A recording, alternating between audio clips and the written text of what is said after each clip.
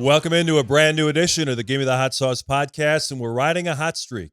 This is 2 straight episodes where all 3 of us are in the Sriracha studios. That's got to be some kind of record lately, right? Yeah, with this team traveling, Yeah. I mean, we've had last 2 weeks, so we only had to go out of town once during the week, which is good. And the season's winding down now. Yeah, it's really winding down now. I mean, Man. since we reconvened, they lost to Boston, which was missing 3 of their starters. So that really was kind of a bad loss. They should have won that game as shorthanded as Boston was. And then the Washington thing, that's inexplicable to be down 15-0 and then lose to the team with the worst record in the league. And then you throw in a Houston loss too. That that kind of stunk. But Yeah. yeah, last night's game was inexcusable. Like seriously, I was so mad last night that when they were down 15-0, and 15-2. I was ready to take off the headset and just go home. I was one of the few times. It's one of the few times that I got upset, but that really upset me last night. Well, we're going to talk a lot about the Bulls and the upcoming NBA playoffs in our next segment. But first, everybody's talking about the NFL and what's going to happen in the upcoming draft. We're about a month away. April 25th is the annual NFL draft, and it's going to be interesting to see which direction, how many trades we might see. We've already seen the one big trade with Justin Fields going to Pittsburgh. And to help us sort through some of that, what it means to Justin, what it means for the Bears going forward, it is our pleasure to welcome in Ted Nguyen, the outstanding NFL writer for The Athletic. I know you've been spending some time talking about the situation with Justin Fields going to Pittsburgh. He's going to be a backup to Russell Wilson. Now, the Bears said they wanted to do right by Justin Fields. Do you think this is a good situation for Justin to walk into? Yeah, I think at that point when a lot of teams have starting quarterbacks and the rest of the starting or the rest of the teams that do need quarterbacks being positioned to draft one, I think being in Pittsburgh gives them a chance to start. I know they promised Russell Wilson the starting job, but I don't think they foresaw that they were going to trade away Kenny Pickett. And once they trade away Kenny Pickett, a spot for a quarterback opened up, and they traded for Justin Fields. And when you trade for Justin Fields, I think he could give Russell Wilson competition. I think Russell Wilson's going to start the season, but I wouldn't be surprised if Justin Fields challenged him in training camp. And I honestly think that Fields could probably take over for Russell Wilson mid-season. I know Russell Wilson's stats looked good last season, but when you really broke down the games and watched him, he was just doing a lot of if his first read wasn't open, he was going to his running back right away. The running backs for the Broncos led the league in receptions and yards, and you don't want to be leader in that category. So I thought Russell Wilson was just a very limited passer last season, and I think Justin Fields, if you really watched him, and I know you guys have, I thought he made some real improvements towards the end of last season. I thought the Falcons game was one of his better games as a pure passer, and I think the Bears are just in a situation where they want to reset that rookie contract clock, and and I think Pittsburgh. I think he'll have a shot in Pittsburgh. One of the things that I've seen so far, I know Fields wasn't Ryan Poles' guy, Ted, so therefore he's really not connected to him. I just felt like the way they're doing it now, they're putting all these weapons and they're getting wide receivers, they're getting all running backs, they're getting all these weapons to make sure that the new quarterback who comes in has a really good base, a good foundational base, and really set up to succeed. Does this tend to be more of the regime before Poles got their fault about the way Justin Fields' development has been, or is it a Poles situation? Yeah, I think the situation that Folds came into, and it wasn't Ryan Poles' team when Fields was drafted, was one of the worst situations a quarterback could come into.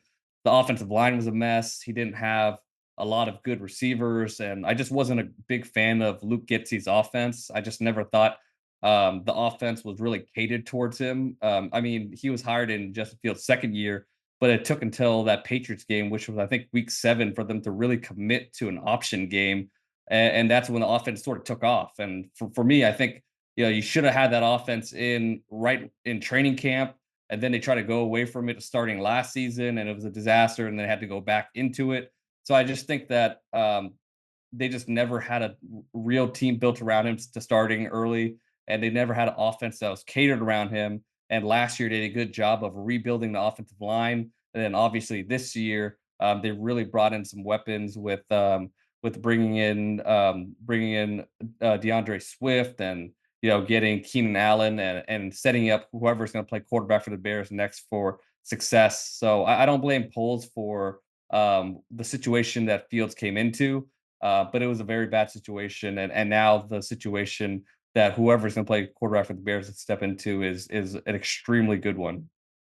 Well, Stacey and I have been pretty consistent about supporting Fields. We felt like with his athleticism, his ability to make plays on the run, surrounded by the right supporting cast, we think he has a bright future in the league. But obviously, a lot of general managers around the league don't see it that way. I mean, initially, there was talk the Bears could maybe get a second or a third round draft pick for Fields. It turns out to be a conditional sixth rounder where no team was really going to give him a chance to come in as the recognized starter. The one criticism about Fields that you hear almost from everybody you talk to around the NFL circles is that he holds on to the ball too long.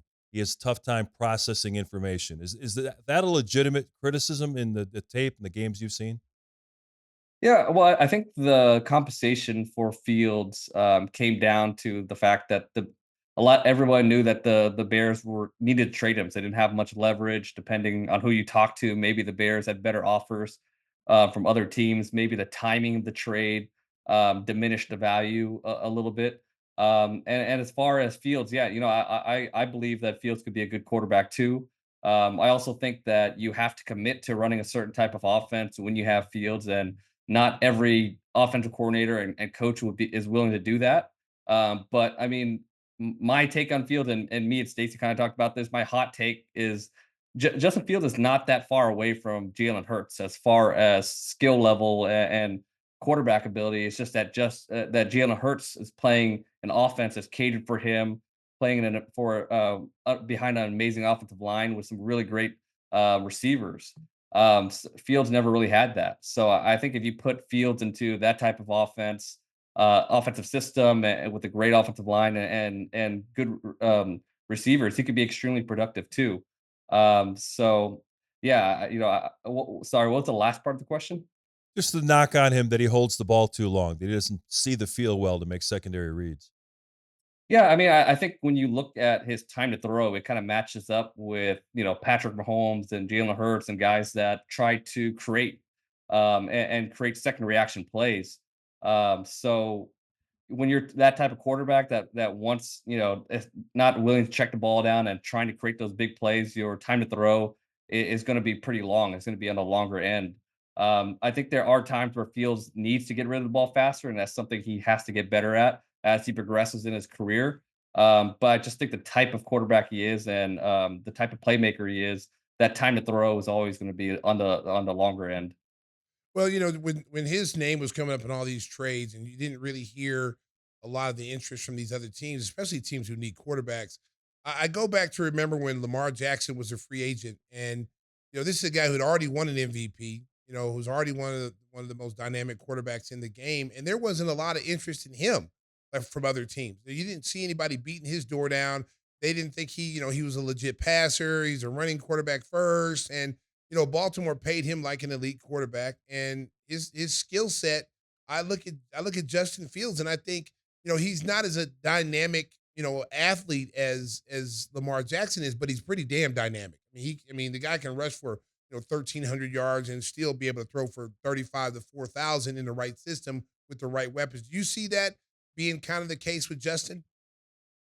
Yeah, I mean, I always thought that was Justin Fields' potential. I mean, obviously, we have to see it play out, and we've seen glimpses of it where he's had huge games. But I mean, the thing that I always come back to was with quarterbacks like Lamar Jackson and Jalen Hurts, when they were developing, they got to develop in these option-heavy offenses that really took advantage of their legs and gave them something successful they can do as they developed as passers. And I felt like Justin Fields just never had that. He was kind of asked to be a pocket passer right away when he came into the league, and that just wasn't his strength. And he needed those training wheels like those guys had and were able to do until they really start developing as passers. Stacey, that's a good question because this is Ted. Is the league become paradoxical in this fashion? Because you look at San Fran and you look at the Eagles.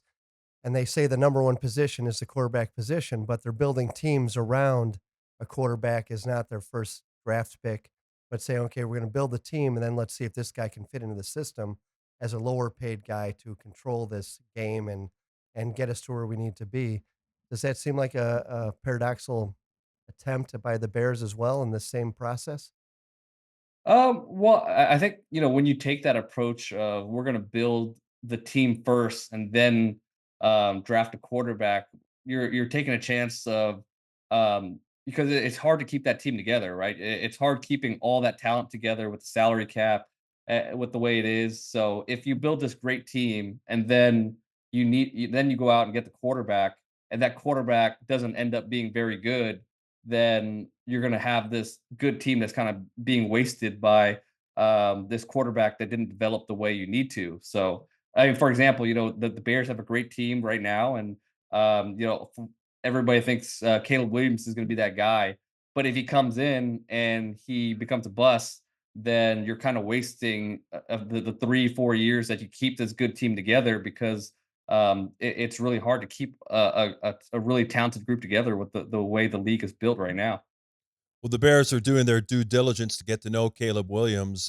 Both Ryan Poles and Matt Eberflus talked at the owners' meetings down in Florida, saying that they had extended dinner conversations with him. They talked to a lot of his teammates. All his teammates love him, that the concerns about his attitude are totally overinflated, that he's a guy that comes across as gregarious, and people really tend to like him. Nobody doubts the kid's arm talent, but what do you see of him as an NFL prospect, and how do you see him fitting with the Bears? Yeah, I think there are enough plays of him playing within the structure of the offense and making his reads and throwing in rhythm for you to believe that he can develop that part of his game. I think of course, there was a lot of times where he kind of resorted to backyard football, and he was trying to do too much and play too far outside of structure. And some of that had to do with USC's offensive line was really bad. Their defense was obviously one of the worst in the nation, so he felt like he had to score every play. But I thought there's enough clips of him playing in rhythm that gives you encouragement that he could make that a bigger part of his game, and he could adapt to the NFL game to go along with all the incredible plays that he could make outside of structure. Is there a chance that the Bears could go in a different direction and possibly trade that pick and move down and maybe get a JJ McCarthy or someone like that later on, and then try to address some needs and get more parts from that first pick? Or do you even possibly see them with the number one pick moving away from Caleb Williams and taking a McDaniels or something like that? 'Cause some of these guys are moving up the ranks pretty fast. You hear McDaniels from the McDaniels kid from LSU's name going up there. What do you think the Bears are going to do with that number one pick? To me, it's like a 95% chance that they draft Caleb Williams. In my opinion, I think when you trade away Justin Fields, you're pretty locked. You're locking yourself into getting a quarterback number one. And to me, Caleb Williams is the top quarterback in this draft. Drake May, to me, maybe I have Drake May a little closer at the second spot than most people. But if you were to draft a quarterback not named Caleb Williams, I think that guy is Drake May. But again, I think it's 95% chance you draft Caleb Williams. And as far as trading down, I don't see them doing that, because I feel like they've done a pretty good job of filling out the roster, and they have the ninth pick of the draft to address another need as well. So to me, it's 95%, in my opinion, 95% chance that it's going to be Caleb Williams, and then you have the number 9 pick to fill out whatever need you want to, and you could even really bolster the receiver corp and draft a guy like Roma Dunze with that ninth pick. I even like his cat and his nail color. Oh my God, this guy. Hey, Ted, assuming that all three receivers are gone at 9, could you see the Bears trading down and maybe trying to get some value there? Because they only have 4 picks in this draft. They're all in the early rounds, and they have a lot of needs to fill. Now, they need an edge rusher, but there really isn't a stone-cold guy to take at 9. Mhm. What would you do if you were Ryan Poles? Would you look into trading down and maybe getting some more picks, maybe because they don't have a second-round pick right now? Yeah, I think if you can trade down and get a second round pick, I think that would be a great option to do, because you could. This is a very wide receiver rich draft. So you could potentially get a starting receiver in the second round if you want to, if you're able to get that second round pick by trading down. So yeah, I think unless it's a guy you love at number 9 and you have an option to trade down, that would be a great option. Okay, suppose they get Caleb Williams. He's coming to a team that won 7 games, could have possibly won 9 or 10 last year. He comes in there and he's got a whole new team, whole bunch of new toys to play with. Where do you realistically see this Bears team in the division? Do you see them still being behind Detroit and Green Bay? Yeah, I mean, I think I just think Detroit is one of the top teams in the NFC. And Green Bay, with how Jordan Love played last year and all the young weapons they have. But it just really depends on how Caleb Williams presumably is going to play. I mean, I think the defense took some major strides last year. We talked about the weapons they have on the offense. But where is Caleb Williams going to take that offense? I mean, if Caleb Williams is a guy that comes out right off the bat and plays like a Pro Bowl type of quarterback, then they're going to be challenging Green Bay. They're going to be challenging the Lions. But if he comes out and he has his rookie struggles and he has up and down games, then it's going to be tough for them to really compete with those teams. And maybe you finish around the same record as you did, but things look bright for the future. But if Caleb comes out and he plays phenomenal and he's a phenom, then you're going to be competing with those teams because I think they have the talent on the roster to do so. But we just know that the quarterback position is so important, and it's tough for a rookie quarterback, no matter how hyped he is, to come in and play at a Pro Bowl type of level. Hey, before we let you go, we mentioned the NFL owners are meeting down in Florida, and they approved a bunch of rules, the most significant being a change in the kickoff rule. I think I heard a stat that 90% of the kickoffs last year were touchbacks. They want to get that excitement back in the game. And for people who've never seen an XFL game, you've got the kicker still kicking off from the 35, but then all the other players line up at, what is it, the 40 or the 35 with the other team lined up 5 yards against them. You think that that's going to bring some more excitement, or is it going to be difficult to execute that? And you think we'll see more excitement from that kickoff now? Yeah, I think we'll see a lot more excitement because the rules are designed to incentivize returns. So if you kick it through the end zone, the ball gets put on a 30, which is not ideal. But most of the kicks are going to go into into an area where it's returnable and it has to be returned. And all they're doing is reducing players getting head starts and running into each other, which creates big collisions. And it's going to be really interesting which teams are going to be able to really innovate in strategy, because I think there's going to be a disparity between teams that are able to quickly catch on and create best practices and be creatives in their strategy on the return teams and the coverage teams, and teams that can't really do that. So I talked to some people in the XFL about this, and the strategy is almost offensive line like, because the players are so close to each other, and some of the plays that they came up with that are kind of like offensive line plays. They run kind of plays that are kind of like trap plays. They run like pin and pull plays, and double teams are allowed. So I think just watching how teams innovate in this area and some of the plays and strategies they come up with is going to be pretty fun. And there's gonna, we'll see which teams kind of separate themselves in this area, because it could be a huge advantage. Too bad we don't have Devin Hester anymore, huh? Yeah, Oh yeah. yeah. Oh my goodness. Yeah, that would have been exciting. Yeah. I Yeah, got one more personnel. question. I got one more question, Ted. About the power rankings, No, forget the power rankings. because that's disappointing. How in the world does Kirk Cousins keep pulling Jesse James riding into the bank with no mask on and robbing the Oh, banks it's clean? awesome, isn't it? I mean, this guy over the last, and he's a good quarterback. Don't get me wrong. I like Kirk Cousins, but man, I mean, he's just coming off an Achilles injury, and he just again hit the lottery. How has that happened? And is he going to make that big of a difference in Atlanta compared to if he would have stayed in Minnesota with Justin Jefferson? Well, he had an amazing agent. First of all, I mean, whoever his Yeah. agent is, His name's Jesse give him James. give him some, yeah, give him an award. But I think with Kirk Cousins, he's a guy that he executes the coach's offense really well, right? And anytime a coach sees that, a coach is going to think, I want that guy that can execute my offense, and because I think my offense is good enough to win a championship if I have a guy that can execute it at that level. So he's a desirable quarterback in that sense. But I do think that he got a lot better in the last couple of years. I think the last couple of years he's been a lot more aggressive with his deep ball, and he's really improved and really, he to me he's kind of like that right at that 10, 11 level right now, and those type of quarterbacks could win you a lot of games in the right situation. So yeah, whoever his agent is amazing. I think plaid he shirts. draws. Yeah. Well, we could see as many as 6 quarterbacks drafted in the first round in April, so it's going to be a lot of quarterback turnover in the NFL.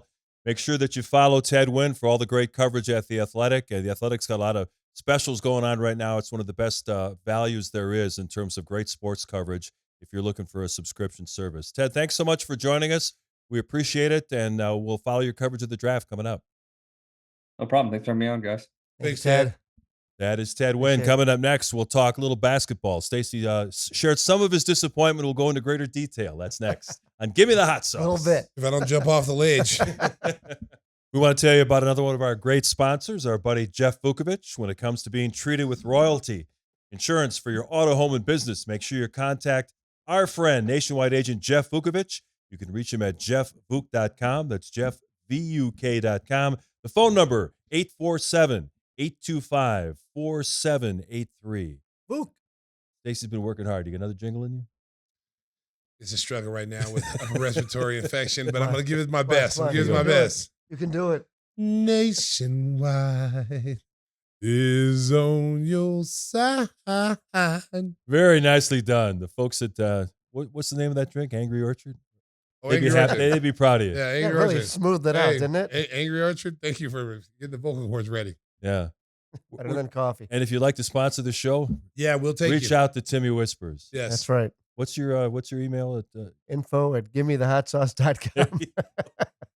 I drove past the Haribo plant the other day, Yeah. in Kenosha. Yeah, they never called That us. thing is so huge. I'm It's like, a lot of gummies. You don't have few nickels or gummies to throw our way?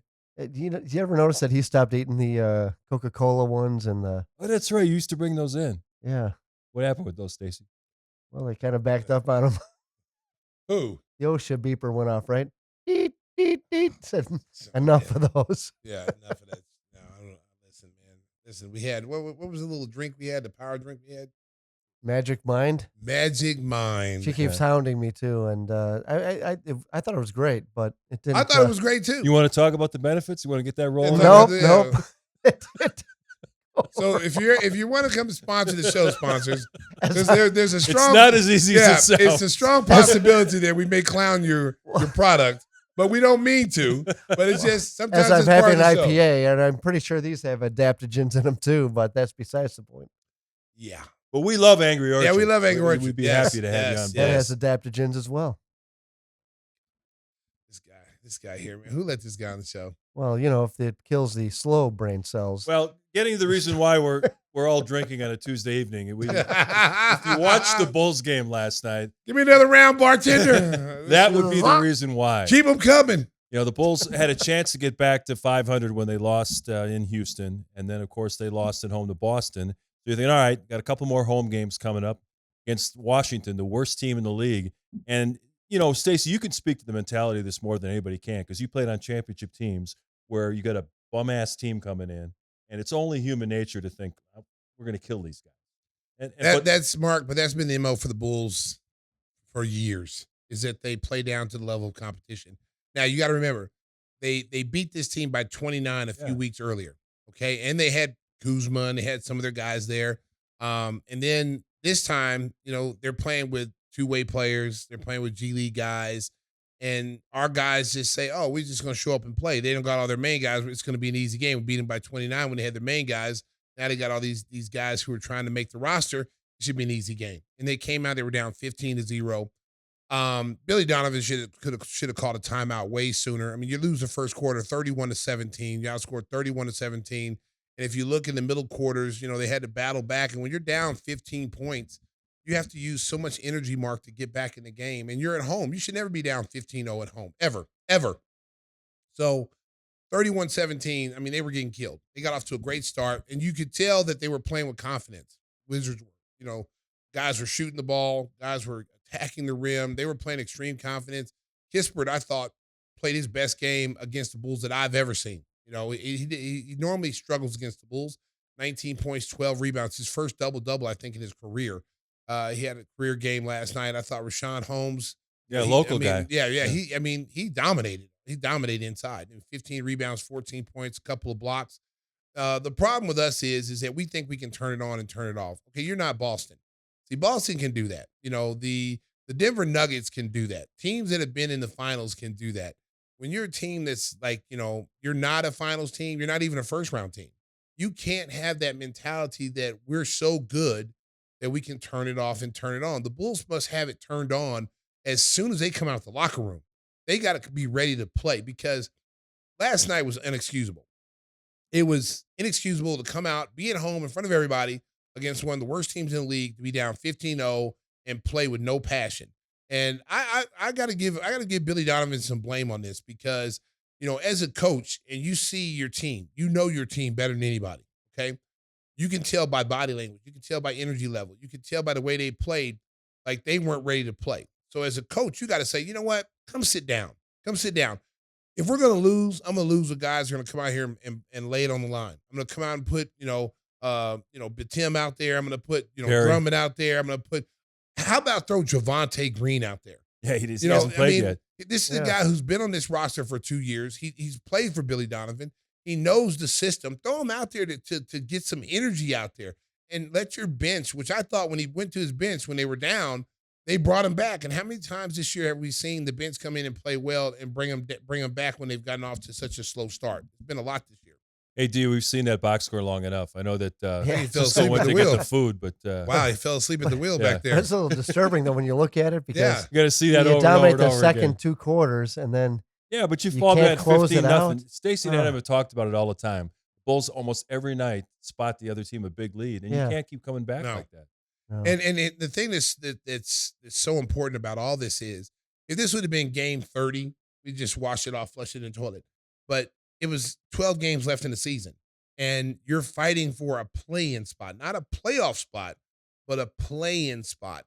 And every game is so important, and you've kind of tricked away a couple of games leading up to this game where you should have beat Houston and you should have beat Boston, who was missing, 2 starters. You should have beat them, and you definitely should have beat this Washington team, and you came out, half-ass effort, and it showed. And I'm telling you, I would sit guys, Mark, sit down. I don't care how much money you make, sit down. If you don't want to play, sit down. I thought at the end of the game, as much as DeMar has always been that fourth quarter guy, I thought they could have got a better shot at the end of the game. He shot it from half court with 2 seconds left. He had time for 2 more dribbles. Yeah, he had time to throw the ball to Kobe. Yeah, Kobe was wide open on the wing, and I thought that's what he was going to do. I don't know if he, first of all, and I love DeMar. I love DeMar. I love the way he plays. I love the way he approaches the game. But he's not the fastest guy advancing the ball. In that situation, it should be your fastest person, whether it be Io or whether it be Kobe. They can get the ball up the floor in 2 or 3 seconds, and they could have got a better shot. It didn't turn out that way. They got the ball to DeMar. I thought DeMar, that shot he took was awful. It was almost as worse as Denzel Valentine's shot. It's coming up. I was like, oh, no, that's a horrible shot. We almost said that last night. We almost said it last night, but we didn't because it's DeMar DeRozan, and, he's won some games for the Bulls. And I don't know if he lost track of time. Maybe he didn't think he had enough time to get to half court. But again, he's not your fastest ball advancer. He shouldn't have been in that situation. He's looking right at the clock. Well, and he threw it way before half court. Yeah. There was no chance that ball was going to go in, and so he should have pitched the ball ahead to Kobe. Kobe would have gotten the ball with about 2 seconds and been able to get a good shot. I'm gonna live with that. If he makes it, he makes it. If he misses, he misses. At least we got a good shot and a realistic good opportunity. chance. But you're not gonna make that half court shot and unless you're Benny the Bull. Yeah, one leg running shot. You're not gonna make it. So I was disappointed. I thought he could have got a better shot. But again, Mark, it should have never came down to that. Yeah. It shouldn't. At the end of the day, it should have never came down. You should have wiped them off the floor and had the fourth quarter, the starter sitting there with ice underneath. And this is what upsets me, because this is a team is kind of like an NCAA tournament team. Okay, it's a team, it's a lower seed team that should be higher than what they actually are. The NCAA, you take one of these teams that like is 11 seed, they really should be a 6 seed, and that's us. The Bulls are that way. The Bulls are should be a better team than what they actually are, but they're going to be a lower seed, and they could do one or two things. They could surprise, win the 9-10 game, and then go around and then win the second game and get into the playoffs and be the 8 seed and have to play Boston. You might have to play Philadelphia or Miami in that second game. Well, I mean, I'm telling you, do we have the standings. Goodbye. Yeah. Let me tell you something. What's going to happen there? It's The gonna be Bulls ugly. against Philadelphia or Miami? Right. I mean, Yeah. it But if looks pretty bad, Philadelphia, like if the choices Philadelphia are doesn't bad. have Embiid, I like our chances. They do match up well with them. Miami. Without Well, Embiid. I need my X-ray vision. Yeah. Can we make that bigger? Just go on and make sure you got all the teams on there. Oh, Lord have mercy. Okay, so Okay, I need here. my glasses. Now, the Bulls right now are a game and a half ahead of Atlanta, game and ahead, Atlanta's yes. playing better. Yes. Atlanta came from 30 down, 30 down to beat the Okay, Celtics. so you're looking at right now, tomorrow's game against Indiana is important, because if the Bulls lose tomorrow, they will be tied in the loss column with the Hawks. Right. Okay. Now I think the Bulls have the tiebreaker against the Hawks this Yeah, year they do. anyway. So if that comes down to that, the Bulls will end up getting home court advantage. It's a little but- tight. But that's just step one. Yes, that's just If step you one. win the 9-10 Yes. game, got to play the loser of 7-8. It looks like the Nets are out of it. It They're really out. does. They're done. I mean, They're done. but they there's still a mathematical chance they could get in it. You never know. Depends. There's 11 They need games Sarah left. Kustak to suit up. Well, they need somebody, but there's a chance that they could sneak in. So it really looks like the Bulls and the Hawks, but they're gonna have to play. Well, really, it could be anyway. It could be the Pacers. It could be the Pacers or the Magic. Yeah. I mean, you get from 5 on down to 8. Right. It's That close. could change. Yeah. That could change. Magic's So- playing pretty good now. I think so- Magic's solid in that top So the 6. Pacers are going to have to come in tomorrow and say, "Hey, we got to win this game." Yeah. because we don't want to have to be in the play-in game. Nice So- job, Cisco. We Oh, can there read you that go. now. That's really nice right there. I feel like I'm at a doctor's office now. They tell you to read the bottom line and you can't read it, and then they give you the big line. Say, okay, you need glasses. That's me. So if the game tomorrow is important for both these teams, both these teams are important. Indiana and the Bulls is a must-win game for those two teams. Okay, especially the Pacers, because they are tied with the Heat in the loss column. They're one loss above the Sixers. So those three teams are jockeying for that sixth spot, and that's where you want to be. You want to be in that Yeah, you sixth want to spot. avoid the play-in. You don't want to be in the playing game. So you want to be in that sixth spot. Miami knows that, and Philadelphia knows that. Miami's been playing really. They're over the last 10 games. They're 4-6. Nobody has been really knocking. Their playing really well. I mean, in this group. I mean, the Bulls are 4-6 out of 10 games. Sixers are 4-6. Heat 4-6. Actually, Magic's And the been Pacers, best. and the Magic are above 500, 6-4 and 7-3. Look at the Cavaliers. The Cavaliers are number 3. They've won 4 out of 10 games. They've had a ton of injuries, Yeah. so Donovan Yeah, Mitchell's out well, again. Yeah, well, you know what? I would cry me a river. I don't want to hear that. Right. We got injured. But I tell you who's been playing really well is the Knicks. I'm telling you, they play better, in my opinion, without Julius Randle. DiVincenzo had Always. 11 threes last night. Oh man. I'm telling you right now. My biggest thing with the Knicks is will they have enough gas when it comes playoff time with the way Thibodeau plays these Nope. guys? That's been always We know Thibodeau's the thing. recipe He of that. plays these guys 40 minutes, Brunson 40+ minutes, Hart 40+ minutes, and they're gonna have a tough. They're gonna get their big kid back, Robinson, pretty soon. Right. And that's gonna add another big body for them. And Randall should be back for the playoffs. Randall should be back, but they've been playing really well without Randall. I mean, they won 7 out of 10 games, so Yeah. they've won 2 in a row, and so it's going to be an interesting playoff. Boston, to me, doesn't really scare me, but I'll tell you what though, they can shoot the basketball. They had like 21 3-pointers attempted in that first half, where they knocked down 21 3-pointers against us. They shoot the ball extremely well. Jaylen Brown's been out of the lineup. Porzingis has been out of the lineup. He came back the other night against Atlanta when Atlanta was down 30, and they came back and won. Atlanta right now is a team playing pretty decent basketball without Trae Young. So there's Chief Little Leagues. So it's going to come down to that final week, man. 11 games left. Every game is important for each of those teams. Trying to get to the 6th spot. Before we move on, talk a little March Madness. I got to ask your opinion on this crazy story that's come out about Jontay Porter of the Toronto Raptors. And now gambling is all over sports now. Yes. Now, Jontay Porter is a guy, I was calling games in the G League. He was playing for the Raptors 905. That's the Michael Porter's brother, who's had a lot of injuries that's kind of derailed his career. He's just barely hanging on to a career. The Raptors called him up because they've made those trades. They've had all kinds of injuries. And supposedly he was throwing prop bets and people putting big money on the under. I don't know how you can bet on under Jontay Porter rebounds, which is crazy. Wow. That shows how pervasive gambling is. So the league is investigating this.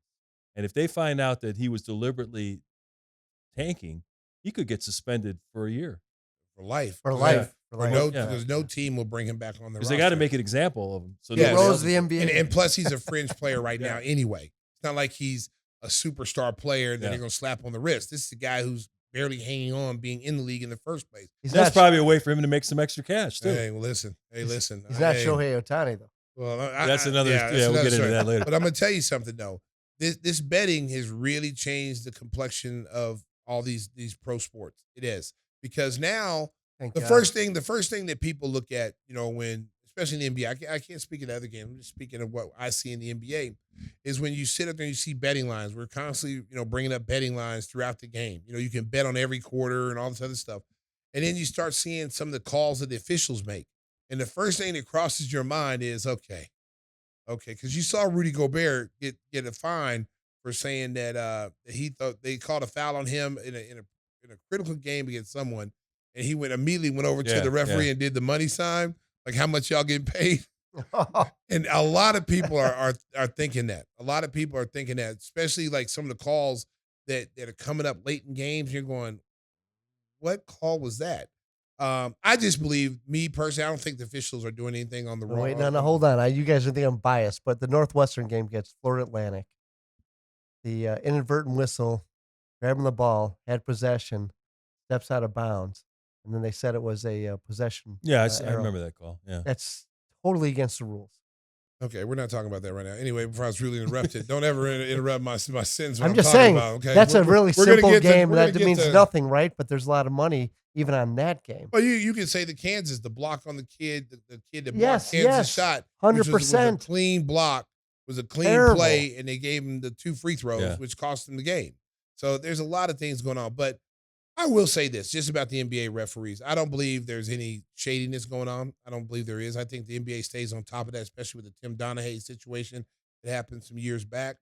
But I will say this, there's too many young officials in the game that don't know how to call an NBA pro game.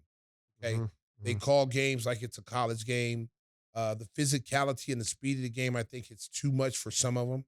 And they're afraid of the star players too. Oh, not too much, Mark. They'll give you a tech for just looking at them. They'll throw you out. I will say that. They're quick to give you a tech. The ones I've seen, if you say, hey, man, that was a terrible call, tech. There's no rapport with the players. And what I think the NBA needs to do, and I've seen it lately, is that they need to have 2 veteran officials and then 1 young officials and start coaching these guys that way. There's been such a turnover, though. It's crazy because I can't tell you how many officials I see doing NBA games now that I saw in the G League over the last couple of years. I mean, I'm literally talking over 10. Yeah, there's a lot, man. The G League up to the NBA. There's a lot. I mean, these guys come up, you don't even know their names. Right. Who's that? Hey, can I add something to this, though? I've been reading the book from Billy Walters, the greatest sports gambler of all time. You know what I'm talking about? No, I don't gamble. So I don't know who the hell you're talking about. Okay. You know what you're talking about, Mark? No, but go ahead with your story, Tim. No, he follows them. He's so full of it. It's a long story, Mark. We're sitting here. We got 2 weeks. Go ahead, Tim. But he says that he doesn't believe there's any shenanigans going on because he's made hundreds of millions of dollars in betting in sports because the professionals are the first guys to report it. They're not actually trying to control it. They're trying to make sure it stays legit. But this Jontay Porter thing shows you how ridiculous it can be, that there are guys completely loading up on big bets. Now, he's a guy that plays lucky 10 minutes in a game, so his over-under in rebounds is probably 1.5. So he's got to get No rebound. You know, it's profession- like, the I mean, how profession- stupid is that for a guy? Say, I'm going to go to the window and I'm going to put $20,000 that Jontay Porter's going to be under. On But the professionals aren't betting on him. I'm talking about the real. Well, that's why they They caught him, might be. because they knew that it made no sense. He brought up his example in his book is the ASU Shaving Scandal. My friend was on And that it was team. the second game. He called the Nevada Sports Commission and said, "Hey, something's going on here." And it was the fourth game that they said, "All right, we got this." And they arrested those guys. It only took 4 games. I might bring my friend who's the starting point guard during that scandal. I try to bring him on the Give Me the Hot Sauce podcast. Well, let's get him on. Yes, Let's talk about Billy Walters, too. Let him tell you the story, because it's a really interesting story. Really interesting. All Well, I know right. a lot of people are following what's going on with the NCAA tournament. We'll talk a little about that when we return. Final segment coming up on Give Me the Hot Sauce. Hey, people were so excited about Christopher Walken coming back last week that we'll give him a reprise. Yep. Yeah. That's right, Mike. I'm back. I'm better than ever. And the hot sauce has never been hotter. So if you're getting ready for spring barbecues and spring break out a couple of bottles and spice up your life. Spice up your sex life. Use it in the bedroom. Use it on No, the come grill. on now. No. Oh, I'm sorry. It's what I do. Freak. I may be 81, 82 years old. I can't even remember anymore. What? Oh my God. No, it's not about what. It's about how. It's how you use it. And what I'm telling you, you can spice up everything with this. You can make everything hot. Put it in your gas tank. Get a couple extra horsepower. Just like whispers. I don't like that guy either. He doesn't even pack the sauce well. We get some broken bottles. And sometimes I go on ChristopherWalken.com and So what- send me complaints. So what are the codes that the folks can use at home to get a discount on their order? Mark, don't cut me off. I'm making a comeback here. I may be in my 80s, but I still got some pride. You're taking hot sauce in the bedroom. You got Yeah, problems. you're lying. Yeah, come on. now. Yeah. That's part of my comeback. Oh my God. Don't use Cialis. Need more Don't cowbell. use Viagra. More cowbell. More cowbell. Yeah. Use Chicago Original. Gets everything rolling. So yeah, use Walk-in Fire, Walk-in Q. Use shipping. I don't care what code you put in. Something King good's gonna happen. 21. King 21 is 21% off. There you go. There you go. Christopher Walken stopping by to peddle some hot sauce for us. You can also Yeah. find it at your local Jewel store. So stop by the neighborhood Jewel and pick up a few bottles. We mentioned gambling in the last segment. I guess we should address the elephant in the room, which is Shohei Ohtani. You buying his story? He was very forceful in all the in denying all the allegations. But I tell you what, how could his interpreter ring up $4.5 million? How do you say in Pete gambling Rose in bets? Japanese? Major League Baseball could have a huge problem on their hands if the biggest star in the game is found to have bet on baseball. A Peter Rose. Oh, that's just racist right Oh, there. did I say it? Oh. Did you see what Pete Rose said? He I goes, bet I he wish I said- would have had an interpreter. I'd be scot-free. Wow. Wow. I love that He guy. did, yeah. Oh, I'm not part of this show, ladies and gentlemen. Now, where's do your little Ohtani voice again? I said, ooh, Pete Rose. Oh wow! We just lost another sponsor. No, come on, give me a Oh. break. It's We lost completely Panda valid. Express. Panda Express was our biggest sponsor. I'll tell you, We baseball just has been lost the them. biggest Wow. pack of hypocrites ever over the past 30 years, whatever. As long as you're selling tickets, you're good. As soon as you start to dwindle, I guarantee you he's golden right now. In 15 years, when his career numbers Yeah. start to go down, all There's of a sudden no he's way baked Shohei alive. Ohtani is going to get any of this. pinned down. Absolutely not. Major He League is Baseball would not Teflon let right it now. happen. Yeah. No, he's the No, biggest. you have to star in wait till the game. numbers start to go like this. Well, which it doesn't look like it's going to happen anytime soon, and it's just not. No. It's a bunch of The BS, interpreter, man. the interpreter took a bullet for the team. If That's it what was it's there for. If it's 20, 30, 50 grand, let's say with his money, a couple $100 grand, $4.5 million. That's a little bit of money, yeah. How much was his contract? $700 million. Which he Okay. doesn't collect. Okay, Which he doesn't yeah. collect. Yeah. For Yeah, 10 it's- years. yeah. But yeah, $4 million to him is like $25. And I think $200 million of it comes in hot sauce. Stacey King. Oh, hey, Okay. listen. Okay. Listen. $4.5 million that your interpreter has control over. Yeah. Yeah. Well, I mean, who knows? I mean, he could have been his financial advisor too. Can you hit that what button again? Listen. Othani ain't got nothing to do with it. His damn interpreter stole the money. That's what happened. And I'm sticking to that Major story. League Baseball is sticking to that as well. Hell yeah, I'm sticking with it too. Leave my man the showstopper alone, man. Leave him alone. So how's your bracket doing? I know your alma mater. Yeah, Connecticut baby. looking strong. Hey, Connecticut, we're getting ready to go for a repeat. We're doing. Hey, listen, I'm gonna tell you. At first, I was a little nervous. I was a little nervous in the first go around because I lost some.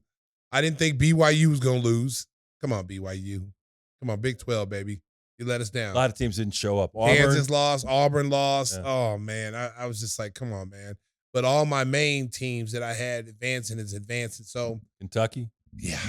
Kentucky let me down. Oh my God, this is what's wrong with the tournament. This is what's right with the tournament. It's unpredictable. People love it. Yeah, because of the portal, because of NIL. You know, the field is balanced out now. You know, listen, Kentucky, when you're playing with 5 freshmen, 6 freshmen, 7 freshmen, you know, unless you got like a really superstar freshman, like a Chris Webber in that group and Anthony Davis and those guys when they were there, Kentucky hasn't had one of those players in a while, but they have talented freshmen that'll go to the NBA and they'll be productive in the NBA.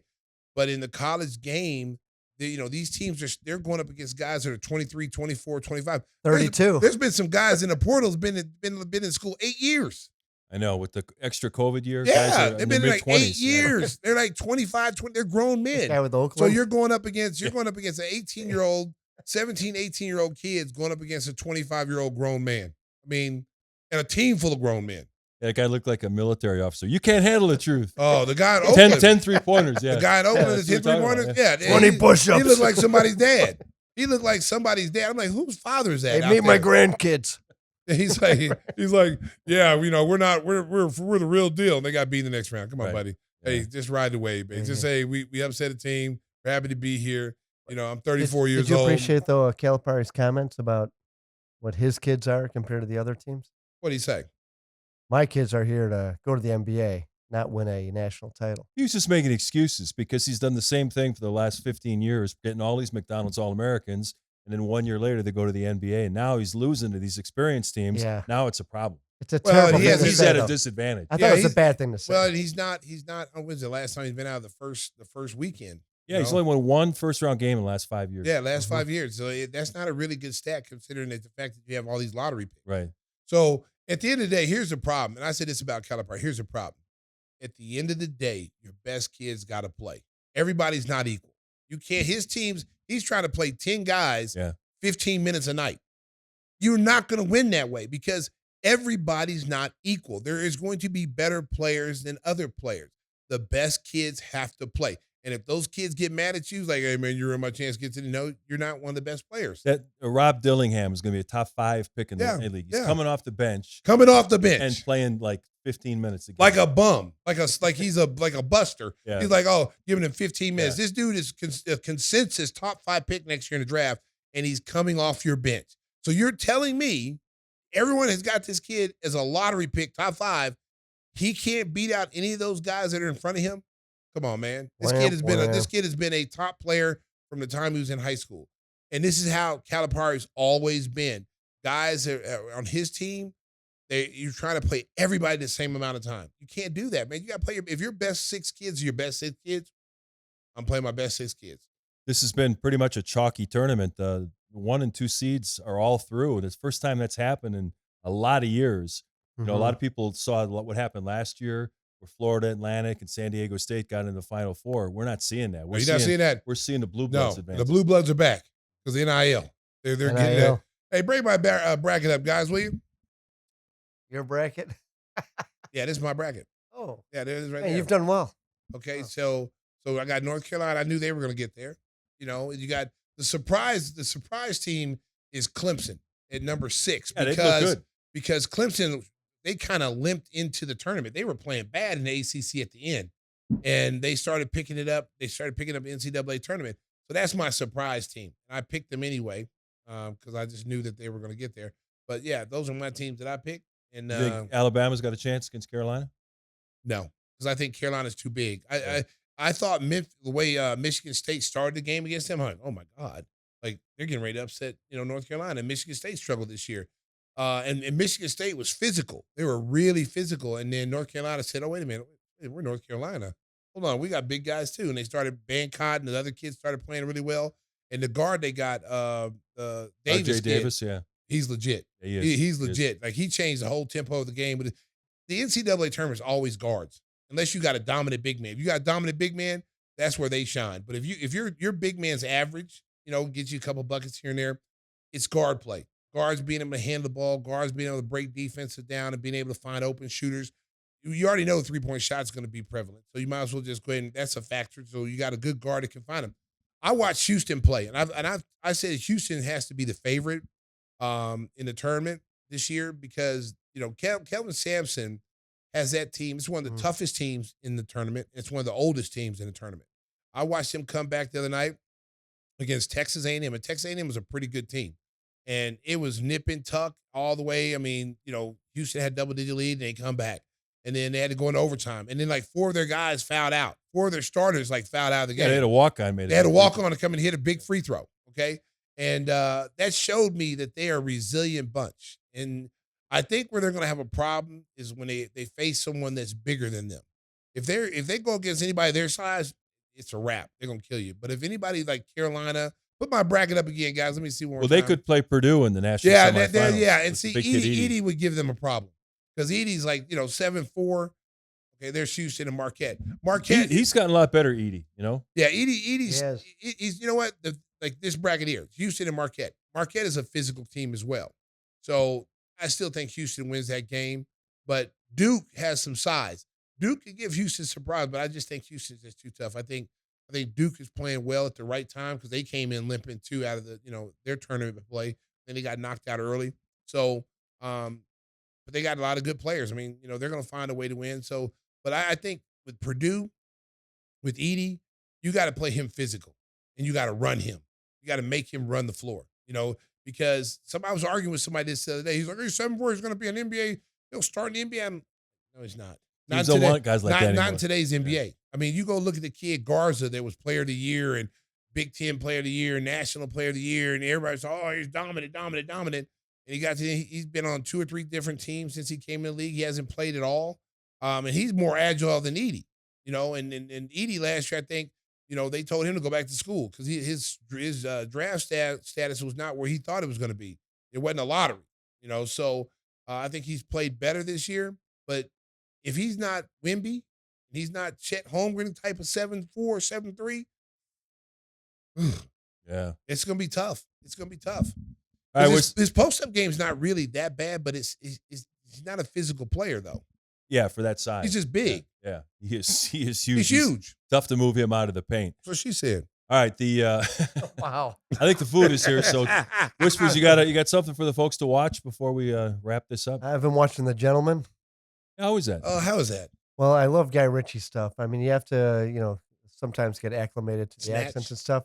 I had no idea that the main actor who played number 4 in all those Convergent, Divergent series, an author from Barrington, oddly enough. What's the story behind this? It's another Who's from Barrington? the author of all those books, Convergent, Divergent, the movies. Oh, She was a Barrington High School graduate. did you know her? No, but my son did. Oh, she's Austin's age. No, she's a bit older. Oh, she's a cougar. Maybe. Oh, Austin, way to go, Stone Cold. Stone Cold, you old dog, you. I know you listen to the show, Stone Cold. But nonetheless, I didn't know he was British because he's American in those movies. But it's that typical Guy Ritchie stuff where it's so brutal. I mean, just like vicious kind of humor and the brutality of it. Like a car of guys hitchhiking and a carload of priests pull up. And he goes, "Oh no, you petty, I'm not getting in that car for you filling me nuggets."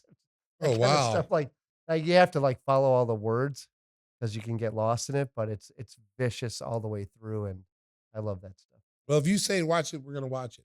I love it. Cap. Did you like Snatch and 2 Guns and 2 Smoking Barrels? Yeah, any of 2 those Smoking movies? Barrels. Yes, that was good. I mean, Snatch was absolutely good. fantastic. It's like that in a series on Netflix. All right. Stacey, what do you got? The Drop. It's a little older, not too old movie, but you got Tony Soprano, James Gandolfini, and then Tom Hardy, who's a great actor. Tremendous actor. Just tremendous actor. Anything he does. He's really good at, and it's a movie about Tom Hardy plays this like really like kind of like slow guy, but he's not really slow. He's pretty smart. And so he's a bartender in this bar. He plays that a lot. Yeah, he plays that role a lot. So he plays this bartender, and the mob dropped this Ukrainian mob. They drop off money at different bars all the time. They launder their money. They drop it off at different bars all the time, and they pick and choose which bar they're going to drop it off of. It's never the same bar in the same month or whatever. So Gandolfini, they took his bar from him. So all the bars they own, they finagled them and got them from the owner. So they own all the bars. No offense, but is she Italian? Jesus Christ! Whispers bringing out his whole arsenal today. Yeah, no, was that supposed to be Tony Soprano? Yeah, that was. It was bad. It was terrible. The worst Tony Soprano. Oh my God! It might have been worse than your Tyson.